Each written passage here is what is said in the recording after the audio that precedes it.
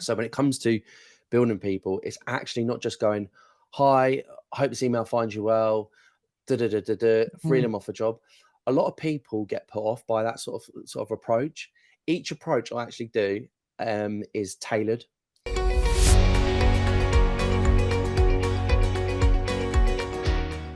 Welcome to the All in Recruitment podcast by Manatal, where we explore best practices, learnings, and trends with leaders in the recruitment space. If you like our content, please subscribe to our channels on YouTube and Spotify to stay tuned for our weekly episodes. My name is Lydia, and joining us today is Tom Woodhams from Hawkeye Innovations. Welcome, Tom. Pleasure to have you with us. Hi, Lydia. Thanks for having me here today as well. I'm excited to be here. Yeah, it's great to have you. You know, it's the weather's really getting colder over there, isn't it? Definitely, it's Manchester, loads of snow. I wish it was at the festive period, probably to make it more magical, but it is the start of the year. yeah, it seems like at the start it would be nice, but no, it's what it is, isn't it? So I picked up from your LinkedIn when I was looking through, and I saw that you're a tech recruiter who codes. So Tom, tell us a little bit more about that journey, maybe. You know, how did it happen? Were you coding first, or did you recruit first, and which one informed the other, and what impact has it had on your role in recruiting? Yeah, I think from an early age, I was 14 when I started getting into computers, like massively into like building my own computers. I actually remember getting a computer from like Toys R Us with my mum, and I was quite into my gaming at that point with friends from school. So I was always like quite like sort of creative when it came to sort of building stuff. So like upgrading stuff, making things slower, wrong one, making things faster, upgrading the RAM, graphics card. Always wanted trying to have the best setup. So I had a massive passion for technology at an early age anyway. I think all my family loved me because they was coming to me their mobile phones and can you sort this, can you sort this laptop? Right. Yeah, exactly. So when I obviously I went into school and obviously got like a BTEC or whatever in computers, but I actually ended up going into sport. I actually became a lifeguard and then got into sales, and then I kind of fell into recruitment. But the coding, I'm massively into data. I play a lot of chess, so what you can find out from chess games is actually download like your existing chess games, and then you can actually see the data of all the different moves. So within like being in technology, I've always had a massive passion for it, and working within data and engineering. I was like I love this sort of stuff outside of work. So it's not like just like I'm coming to work and just doing my recruitment and just reading out loads of buzzwords. I wanted to kind of like merge myself into the tech. So when I am actually speaking to people, I'm not just having your granular conversations. I'm able to have sort of half-blown technical conversations. So with regards to data, I kind of felt like Python and SQL kind of like the sort of best ways to. I like data science, so kind of the best sort of methods or coding languages that can actually look at data, manipulate data, build models, for example, and kind of just got into it like that. I've been coding for like just over 2 years now, but it's always just been like a massive like hobby outside of work, just like sort of nerd in me that like I can pull out loads of data and then I can just put it into a model, for example, or predictive modeling of what my chess games might be in the next 5 to 10 games. So that's always helped me massively, and that's kind of my background of how I got into coding, and it's a lot different to any other recruiters. I think there's many recruiters that do code, and if they do, that's amazing, but it's not just, I don't just turn up for work and call myself tech recruiter. Like I live and breathe it, not just inside of work but outside of work as well. Yeah, so you know, Tom, not many recruiters might have that advantage of having that technical expertise or being organically interested in that subject to be able to have those conversations with candidates. But we'll go to that later. Moving to your role at Hawkeye, what are some of the key areas that you prioritize now? We've entered 2024, and it's you're in sports technology, and you're looking at the Olympics coming up, and all the technologies that's going to be deployed in this period. So what are some of the areas that you prioritize in this role? So definitely the kind of areas that I like, sort of, so we say, like, look after is just specifically engineering. So that could be front end, back end, QA, DevOps. So they're the kind of key areas that I focus on. Normally, it's normally needs of the business of what is needed, and we kind of sort of just go by what we're doing. We're currently hiring in Hungary at the moment, building a tech hub, so an upcoming tech hub out there. So this obviously bringing different diverse set of skills, but yeah, engineering is my passion. I probably wouldn't work in any other industry, not just obviously within sport, but in tech in general. It's not my sort of, when I speak to people, I feel like that they're like my people when it comes to tech, and that's something I will always do. But they're the kind of key areas that we're sort of specifically recruiting. Any sort of tech engineering function in general, but predominantly would be front and back end, as I mentioned. Are kind of my key areas in general. And in terms of dealing with or making the job brief meeting with your hiring manager, what might be the process that you use to make sure that you've got, the right kind of elements, the right kind of criteria that you're looking for, and also making sure all parties are informed at the same time? It's a really good question. I think, like, I've only been at Hawkeye 5 months now, and I think anyone's general consensus of recruiters that you're just this high flyer coming in, don't really know what you're talking about, and it is a lot about getting buy-in from hiring managers, because obviously they are breathing day in, day out, obviously technical knowledge, or they know what they're doing. So obviously the difference in expertise is completely different to what I know to what they do. But with regards to the process, I actually use a tool called MetaView, which is an AI generated prompt tool. So I actually record all my hiring manager calls, because I'm quite forgetful when it comes to admin and trying to obviously cram loads of information in. But I kind of ask better questions. So this could be anything from like how the team's set up, what kind of projects will they be working on, what kind of versions of the tech, when are they going to be upgrading the versions, instead of going, what does this candidate look like, like what background. It's actually drilling into more technical knowledge, and having better technical conversations. So as soon as I obviously speak to the hiring manager, these are sort of kind of types of questions I have, like asking about the sprints, if they're 2 weekly sprints, how are the sprints involved, how do they engage with other people, how do the other teams communicate with people, and it's more of having a better understanding of the teams, instead of having someone, for example, like HR going, here's the job advert, this is what we want, this is what the kind of key criteria is. It's like, right, okay, well, let's talk about from what the team perspective, how many are in the team, how does everyone communicate with each other, just as I mentioned then. So I record them calls just because it helps me understand at a more deeper level when it comes to obviously recruiting the people, or the candidates, should we say.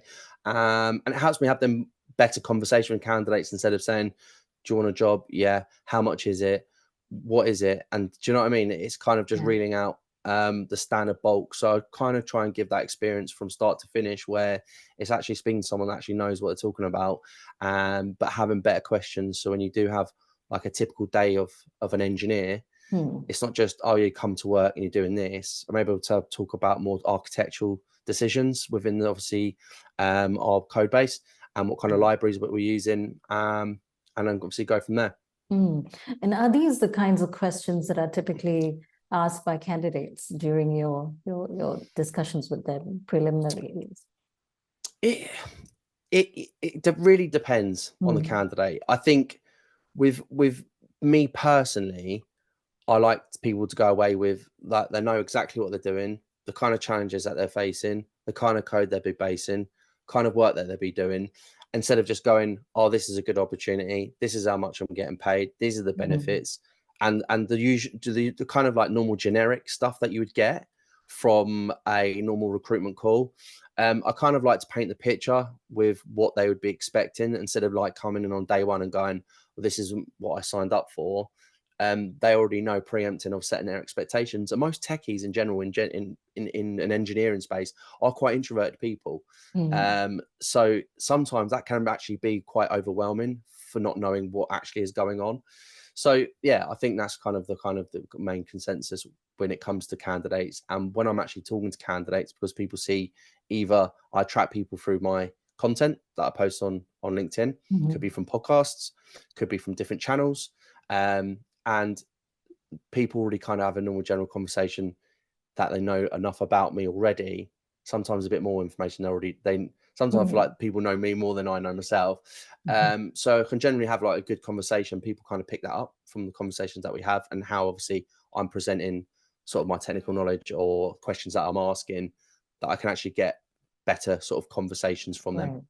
Right. And all this come together, right? The knowledge of the space and your personal brand definitely lends a huge amount of support there, right? It does massively help. I would be lying if I said to you that the personal branding piece, obviously my personal brand obviously reflects onto obviously Hawkeye, and kind of want to have that whole personal brand. And that's something that I've kind of worked with myself, because I have my own recruitment business previously. It was all about the personal brand and selling yourself. So what I'm trying to work out more of a thing is kind of obviously sort of Hawkeye's bigger picture, because I don't, as much as I love people working with me for a personal brand, obviously I want to promote Hawkeye's personal brand as well, and what we actually achieve. So that's kind of like, yeah, where we're at with it. How do you position a Hawkeye as a differentiated market for especially talent that's, in very high demand at this point? It's a good question, a very good question, to be fair. And there's only much certain personal brand. I think in general, if you are passionate about sport, and you kind of know from TV, if you've watched Wimbledon or you've watched football, for example, or basketball, let's say, then you kind of already have a buy-in. The brand is already there, because you're seeing it day in, day out of what's actually happening on sport. And obviously that's then obviously linked to Hawkeye. So it's kind of one of the things that it's getting the right people that kind of live and breathe the kind of same sort of concepts or values.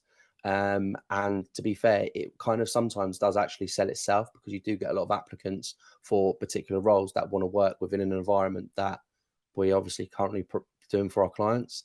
So yeah, it's a good question. In terms of the hiring process itself, right? A slow process can often be a major obstacle to making sure that you're hiring the right people for the right project at the right time. So how do you approach this process, including technical assessments, for example? And what might be some ways to become more efficient in terms of hiring, or even attracting the right kind of talent and keeping that talent pool ready so you can tap into it whenever you need? Yeah, it's another good question. So it all comes down from talent acquisition, if I'm being brutally honest. And it's where obviously certain people, just in general, as a general sort of business, because have worked in the business for a long period of time, the market in general is completely changed now. And obviously coming into, obviously you mentioned personal brand, that's a massive factor now. Social selling is a massive factor. And when it comes to the hiring process, the key thing is to be able to educate hiring managers. And so they wouldn't even start with obviously the candidates process. It would start with educating the hiring managers. And this can actually be down to salary benchmarking. This could be down to the talent acquisition, pushing this particular candidate, or going to lose this particular candidate. No one really wants to go more than 3 stages. And I think anything over 3 stages, I think there's, I can't remember the exact figure, but like it loses like 20% each of loss of interest for each round of hiring. So at that point, it is keeping people engaged. And how I potentially would do that was obviously speak to people. I'm quite into, obviously, if I have sort of a candidate that I'm regularly speaking that has like my channels regards to like gaming channels, or when I'm looking at a CV and we're obviously good conversation, I will obviously add them to them particular channels of gaming, just for a long long period of time, even if they didn't accept the job here, it's kind of obviously good to have different means of keeping people in touch. But 100% it has to be coming from the talent acquisition, educating what the market's like, because it was pretty much talent acquisition. We're out on the market day in, day out, where obviously hiring managers and engineering managers are just focusing on obviously the jobs and the projects that they're currently working on. So it's kind of them being in four walls, where we're obviously the eyes and ears out in the bigger world, knowing what's going on and obviously how much of a demand that is. So it's definitely educating people, definitely the hiring managers, and how to improve it, and obviously coming up with better ways of doing things. And it sometimes it does need a bit of a push from us as obviously talent acquisition, to actually go, just to let you know, this is what's happening in the market. And sometimes you do have to give a bit of a push, and obviously stating the reasons why, and obviously the data doesn't lie in general. So yeah, that's kind of one of the things, is definitely educating hiring managers, and obviously as mentioned, like trends and what's out there at the moment. Yeah, and a lot of that involves market intelligence, the use of technology, Of and course. also, just collecting or collating that data and making sure you're analyzing them in a way and Yes. breaking that down in a way that your hiring manager would be able to understand immediately, right? Without Yes. going back and forth. Yeah, no, I totally agree with you. Yeah, definitely. In terms of building relationships, you've got through your podcast, your personal brand, you've got this group of a set of audience that you're close to, or rather they are familiar with you as well. And how do you build relationships with technical candidates, especially when you're discussing technical knowledge related to a role? I mean, not going back to the point earlier where perhaps there are groups of recruiters who are moving from one vertical or one industry to the next and jumping into tech and trying to speak the techie language. Now, how do they go about building that kind of relationship with technical candidates, especially when they want to start that conversation in terms of technical the skills? Yeah, it's another good question. So, but I think I have to sort of thank my ADHD for the creativity that I have, because I kind of do it without thinking. Like I get really like focused on. I don't just look at a candidate and think, oh, that's a good fit.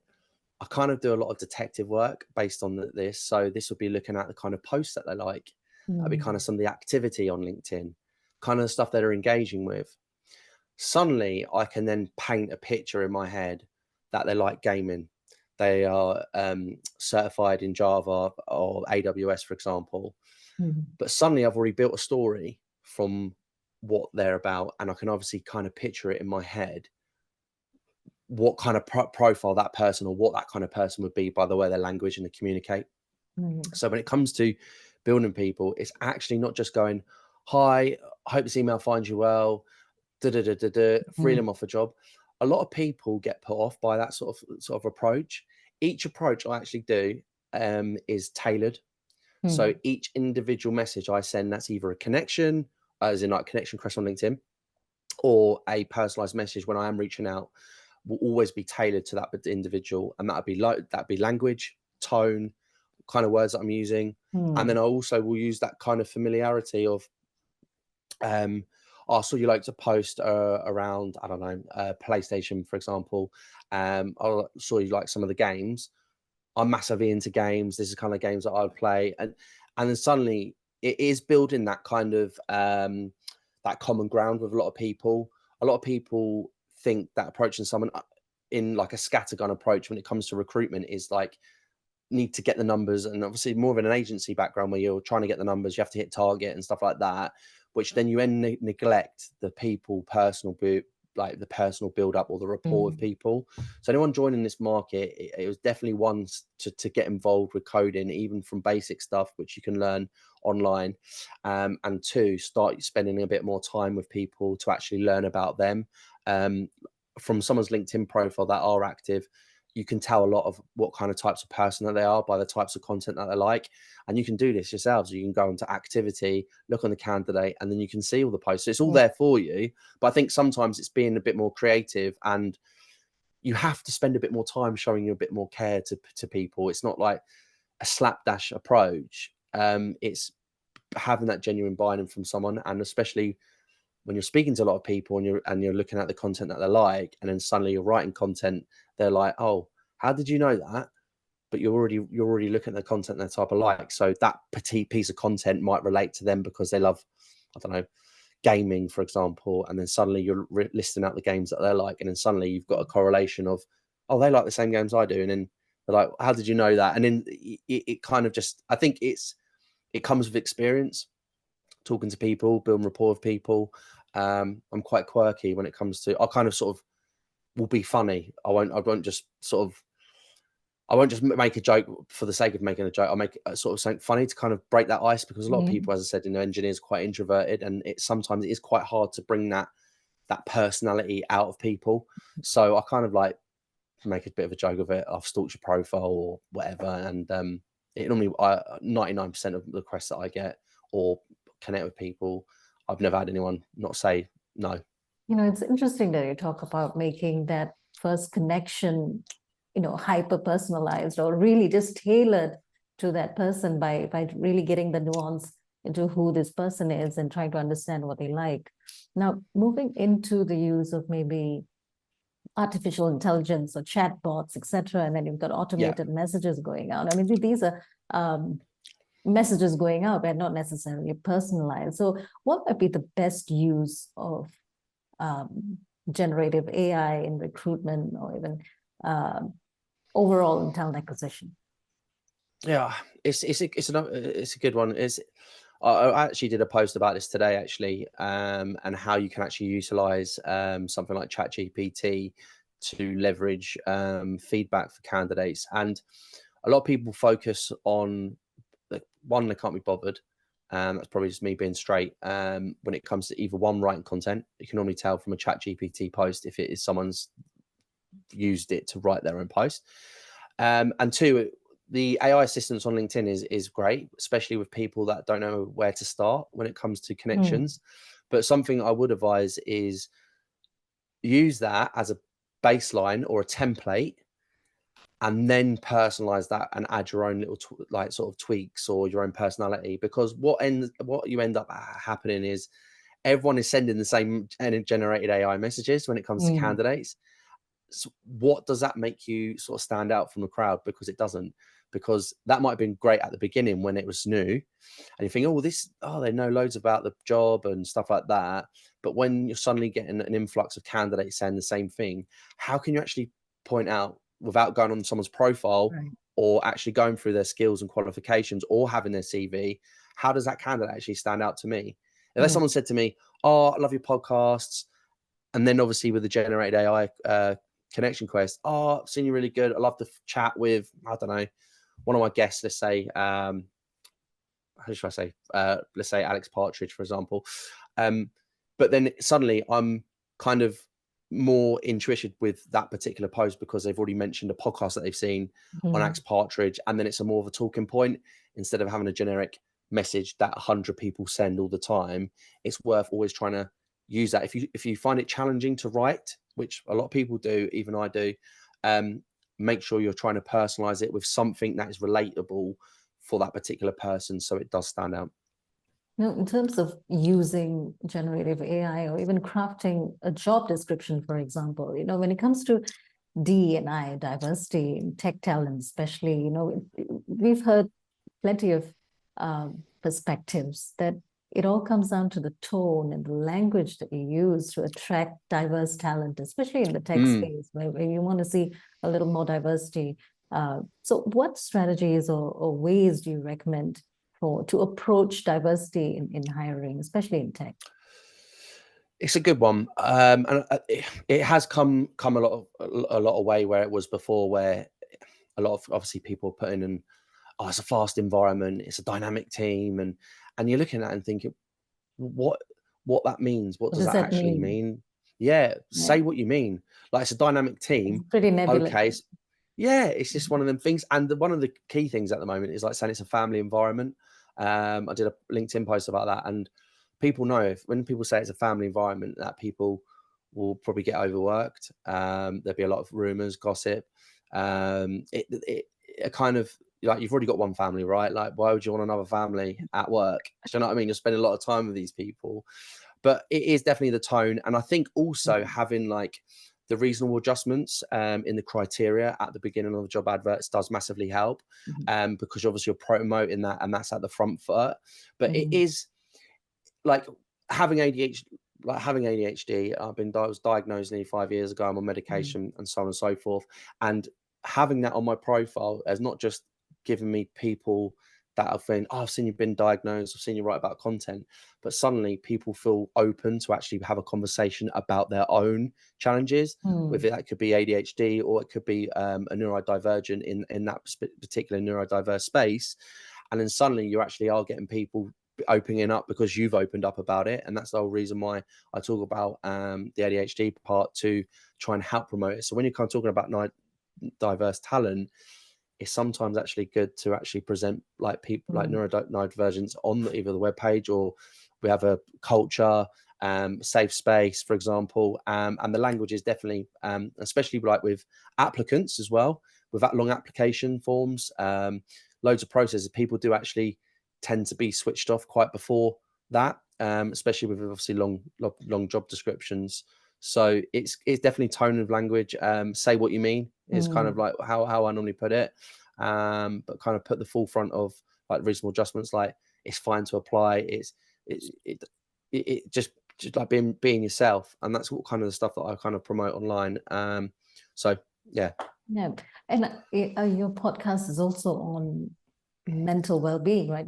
Mental health, and that's a topic that's very close to you, if I'm not mistaken. It is mental health, right, at the workplace. It's the BU podcast is basically designed for BU. It's for you to come up and talk about your story, being yourself in a safe space where you can just talk and it's not judged. And the podcast itself comes from all different people's backgrounds. Women in tech, obviously someone who owned Lad Bible, well-being in a workplace, mental health in general is obviously important to me, but the podcasts are not designed for the mental health. The podcasts are designed to be you, to be yourself, pretty much. So, but that's from all different. That could be someone that's an ADHD expert, a doctor in ADHD or psychology, could be an engineering leader.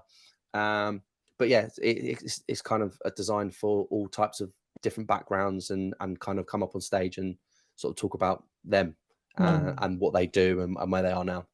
But it's interesting that you also raised a very important point about tech talent being introverted, or by nature not as selling as you would like them to normally be, right, as a candidate. So I think that's pretty interesting to see the ways in which you break that down using a more relatable approach, proactively finding out who they are in order to make that conversation, break the ice, as you said, right? So, I'm sure you've come across so many recruitment instances in which there have been successes, or even, it probably didn't work out the way that you wanted it to work out. So has there been what is your favorite recruitment story in all these years? All these years, wow.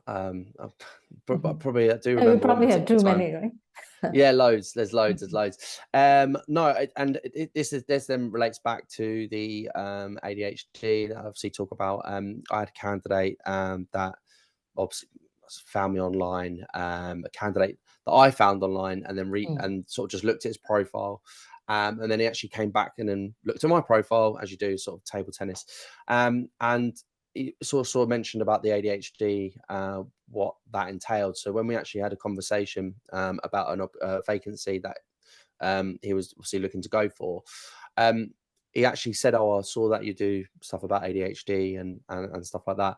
And he said, "Oh, I'm actually going. I haven't actually told my family this yet. I'm actually going through the ADHD diagnosis at the moment." And we ended up having probably about an hour conversation on the phone, over like a Google Meets like this, talking about the process, what to expect.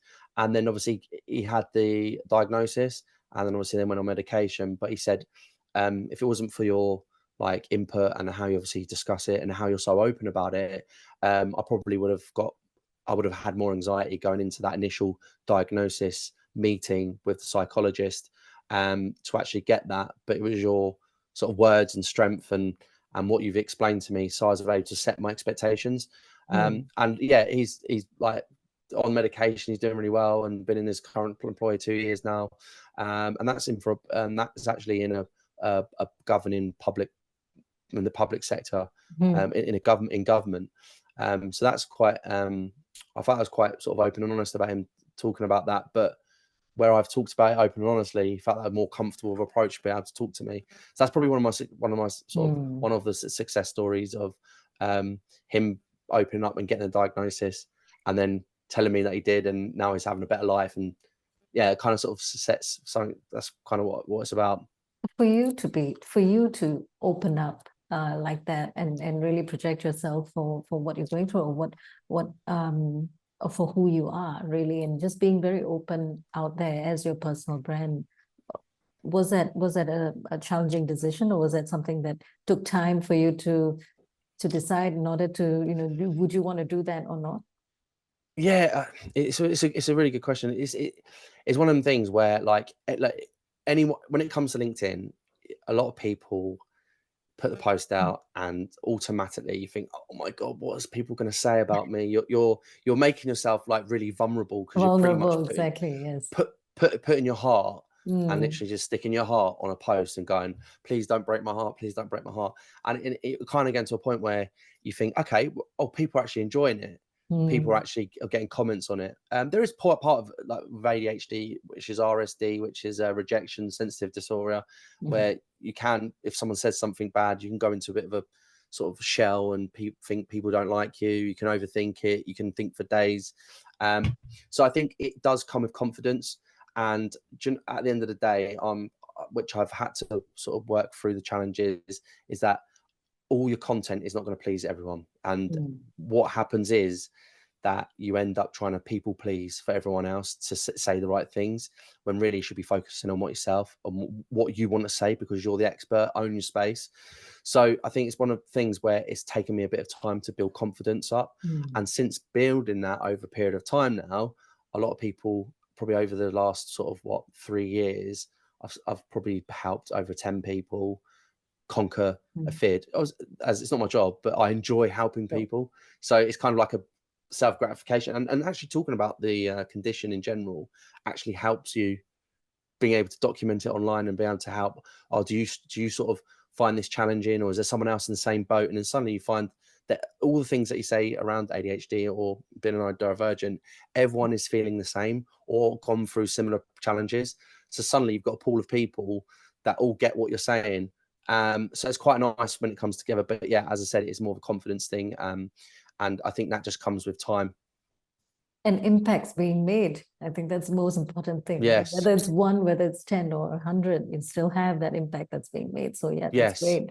That's a great story to hear. And finally, Tom, what advice would you give someone who's starting out in recruitment today? I mean, this is a role that has become so multifaceted, you know, compared to maybe 10 years or 15 years ago, even long prior to that. So yeah.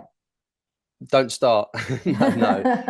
That's one of the things. I think anyone coming to space, it definitely learn from other people, most experienced people. But if I'm honest, you can take as much advice on LinkedIn as you want from loads of different people, and sometimes it probably can feel a bit overwhelming because everyone's saying loads of different things. Someone's saying this, someone's saying this, and to be fair, just find your own rhythm, your own space. Like, find how you do things.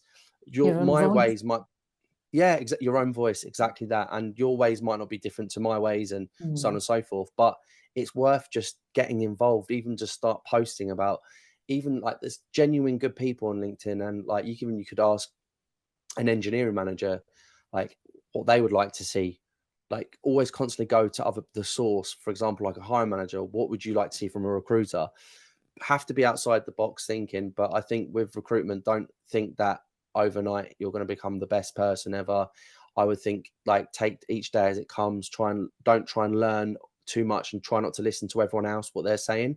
Just try and focus on what you want to do, and try and do it your own way and put your own stamp on it.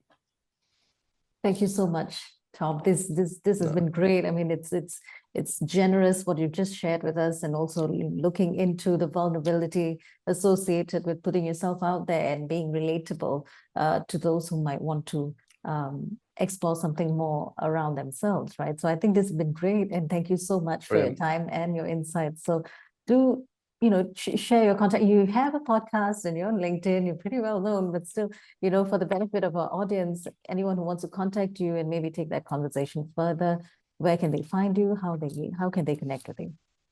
Yeah, so LinkedIn, probably just drop me a message on LinkedIn. I'm always happy to help anyone, like even if there was advice, even it's around ADHD, that's the kind of space. Even if it's like you're feeling a bit sad one day or feeling a bit down and kind of working out what ADHD is, or I'm happy to be that sort of confidence, like you got this, and kind of give you that reassurance. But yeah, I'm more than happy for anyone to connect on LinkedIn, as long as you state a note that you listen to the podcast and you want to connect with me and hear some valuable points. That'd be the best way. But yeah, and I look forward to it. And thanks so much for having me, Lydia, as well. It's been a pleasure speaking with you. Yeah, it's been a pleasure having you, Tom. Thanks so much for making the time. And we have been in conversation with Tom Woodhams of Hawkeye Innovations. Thank you for joining us, and remember to subscribe to stay tuned for more weekly episodes from All in Recruitment.